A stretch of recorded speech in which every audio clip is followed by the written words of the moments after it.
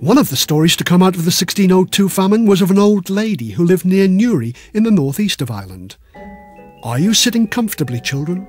Then I'll tell you her tale.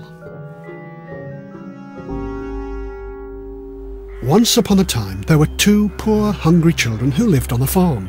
There was no food for the family and no food for the chickens or cows or sheep or pigs. First the cow died and the little girl cried. But that night the children had cow meat in their soup, so when the sheep died the little girl didn't cry very much. And when the pig died she didn't cry at all. But in time even the pig meat was all gone, and after a week with no food, the children's father died. And they buried him in a shallow grave at the edge of the wood. After another week with no food, the boy ran into the house calling, "Sister, sister, there's a fire outside the old woman's cottage on the edge of the wood. She must have some food. Let's go and ask her for some." So the two children ran across the fields till they came to the little turf cottage. The woman was thin and wrinkled as a chicken's leg. "Welcome, me little friends. I'm so happy to see you." The old woman grinned, and her rotten teeth sparkled in the firelight. "Have you any dinner?" the boy said. The woman drew a gleaming knife from behind her back.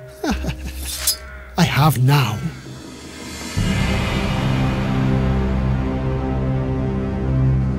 And the tale of the old woman luring children to their death with fires is true. History as horrible as Hansel and Gretel. Horrible history.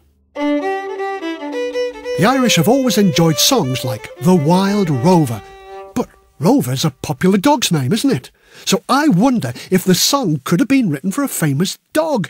Maybe the Irish wolfhound that went to war at its master's side. If the song wasn't written for that hound, then it should have been. Let me give you the Irish Wolfhound's Lament. In 1691, the Battle of Offram was finished and done. An Irish officer lay there dead, while his faithful wolfhound sat by his head. The hound he guarded his master well, though the body it rotted and started to smell. The undertakers were all turned back, except when the hound went off for a snack. And it's no, they never, no, they never no more will he play with Wild Rover, no, never no more. The local villagers fed the hound, yet he always returned to his guarding ground. And he would still be there to this day, but a British soldier passed that way. The soldier cried, "Do you mourn your loss? You're an Irish wolfhound like your boss. And I'm at war with you, Irish cur." And his musket shot killed it then and there. And it's no, they never, no, they never no more will he play with Wild Rover, no, never no more. The Irish dog fell down to the ground, and that was the end of the faithful hound. Which just goes to show Irish dogs should run when they see the cruel Englishman with a gun. And it's no, they never, no, they never no more will he play with Wild Rover, no, never no more.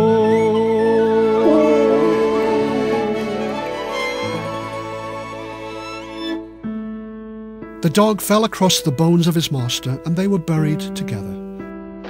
In 1649, English governor Oliver Cromwell arrived in Ireland. He stayed just 9 months, yet his horrors would be remembered in Ireland for hundreds of years. By 1691, the Battle of Offram saw 7,000 Irish slaughtered, and their general lost his head to a cannonball. The Treaty of Limerick put the Protestants in charge. The Catholics were suppressed. By 1704 they couldn't vote or go to school, so it wasn't all bad news. After about 100 years of this, the Irish were rebelling again. In 1798, Wolfe Tone led the United Irishmen in a rising which was crushed. Apart from getting 30,000 people killed, it only got Ireland's parliament abolished. Ireland would be ruled from London. "That'll teach you to rebel," was the message.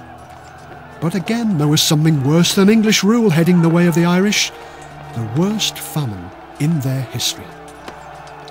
The good news for Ireland was that potatoes grew very well in their fields, but the bad news came in August 1845. A fungus attacked the potatoes and it spread quickly over the country. The potatoes looked all right, but when they pulled them up, they were black and rotten inside. Lennox Biggar of Dundalk said this: "I tried boiling the potatoes in water. The smell was so bad I wouldn't even allow it to be fed to me pigs." People went hungry and began to starve to death. People would eat anything. The countryside was emptied of its wildlife. An Irishman said, "Sure, we ate the dogs first, then the donkeys, the horses, foxes, badgers, hedgehogs and even frogs.